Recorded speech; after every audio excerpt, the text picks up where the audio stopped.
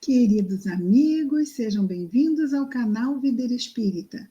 Meu nome é Cristina Brito e este é o programa Gotas do Evangelho. Aqui diariamente vemos as mensagens do Espírito Emmanuel, recebidas pela mediunidade de Chico Xavier, e atualmente estamos vendo as mensagens reunidas no livro Fonte Viva.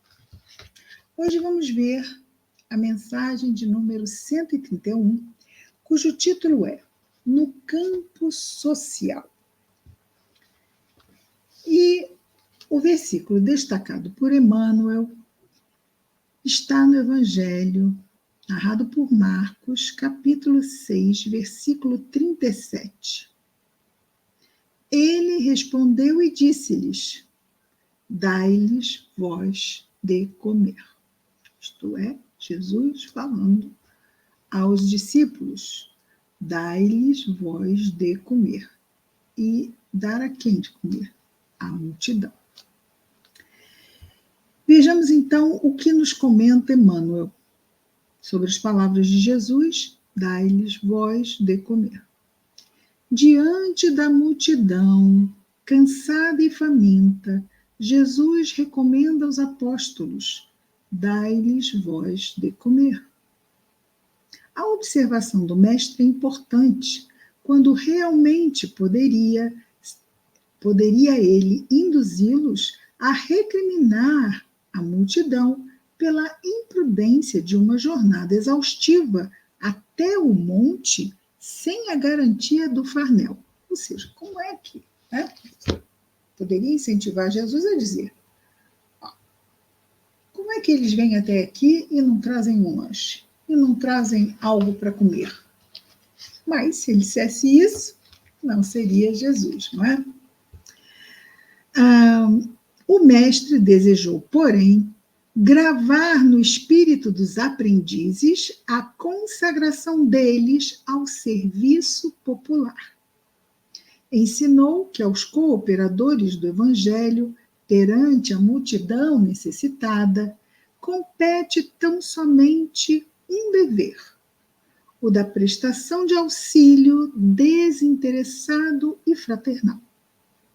Naquela hora do ensinamento inesquecível, a fome era naturalmente do corpo, vencido de cansaço, mas ainda e sempre vemos a multidão carente de amparo, dominada pela fome de luz e de harmonia, vergastada, ou seja, sofrida pelas invisíveis pancadas da discórdia e da incompreensão. Então, não é apenas a comida que pode nos colocar numa situação de carência, mas, como Emmanuel nos diz, amparo, fome de luz, fome de harmonia, o cansaço pelas pancadas que a vida vai promovendo diante da discórdia e da incompreensão. Então, esse é o trabalho, conforme nosso Emmanuel nos diz aqui, que deve ser realizado pelos aprendizes do Evangelho. Os colaboradores de Jesus, diz Emmanuel, são chamados não para obscurecer a luz com o pessimismo, não para perturbar a luz com a indisciplina ou a imobilizá-la com o desânimo. Sim, se trouxermos o desânimo, estamos imobilizando a luz. Se trouxermos o pessimismo, estamos escurecendo a luz. E se trouxermos a indisciplina, estamos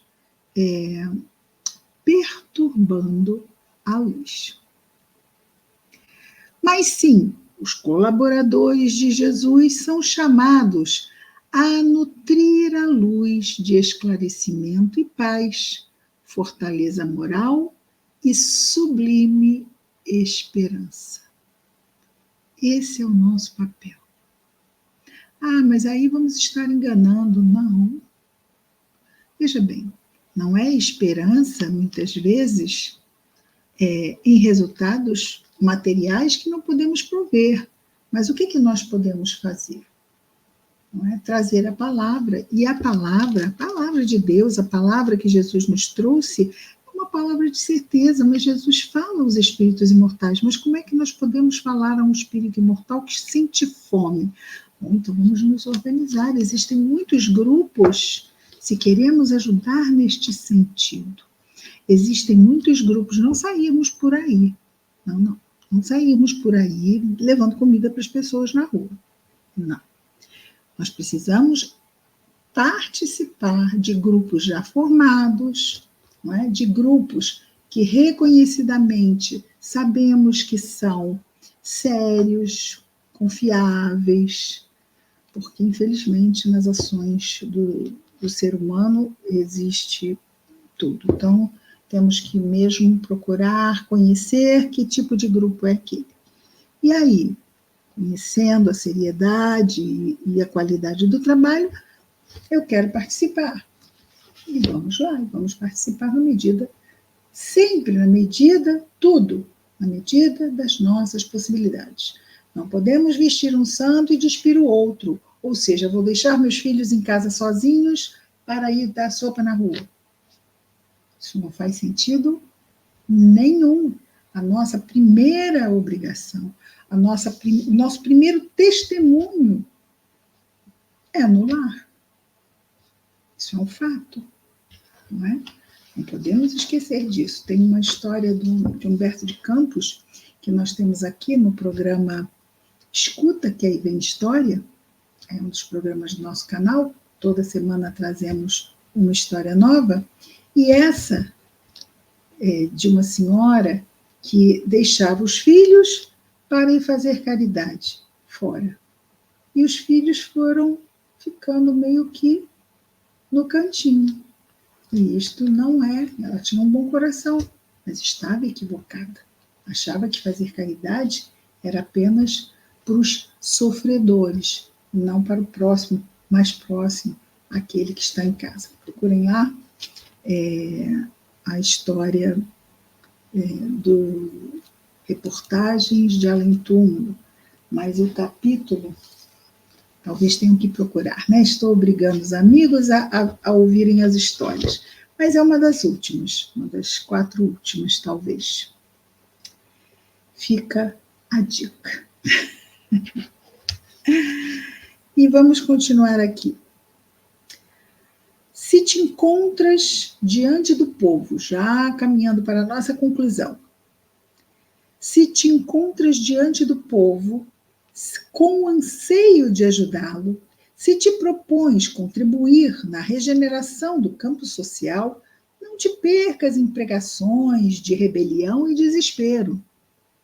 Conserva a serenidade e alimenta o próximo com o teu bom exemplo e com a tua boa palavra. Então, vejamos, aqui Emmanuel transcende.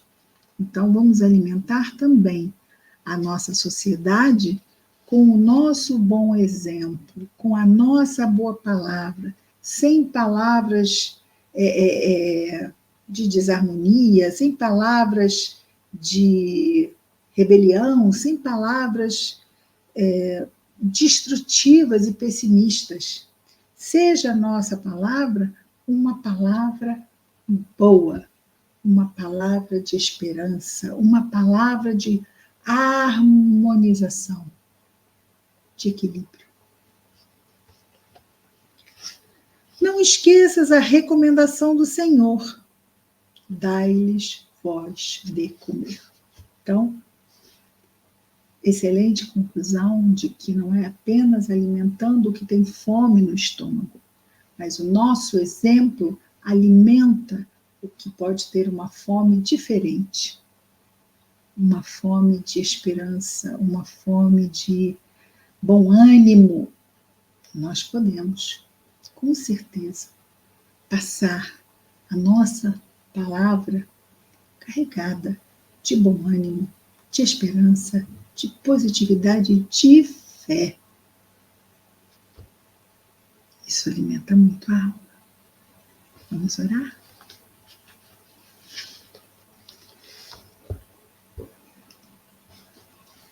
Jesus, amado Mestre, obrigado, Senhor, pela bênção de tantos recursos que recebemos para trilhar o caminho que aqui viemos realizar, Senhor.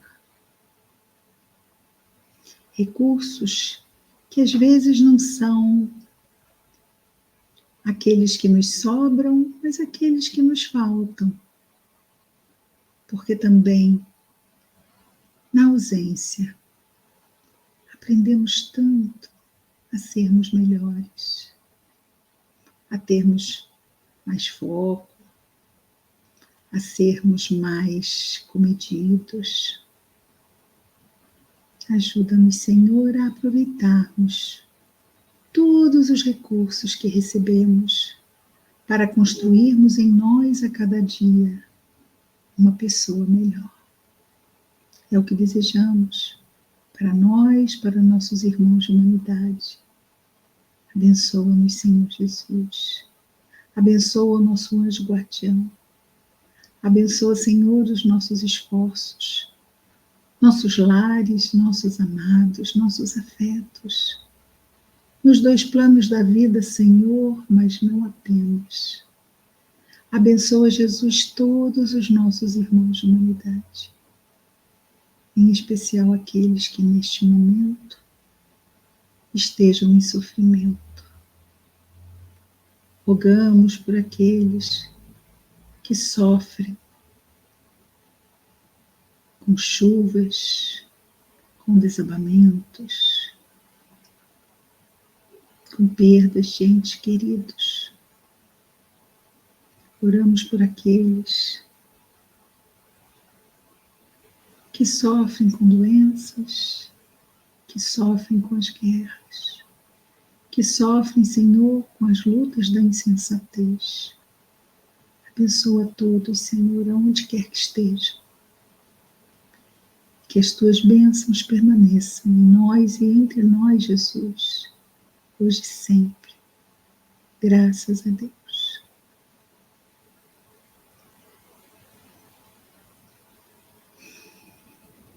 É isso, queridos amigos. Amanhã estaremos de novo aqui juntos com mais um Gotas do Evangelho. Muita paz a todos.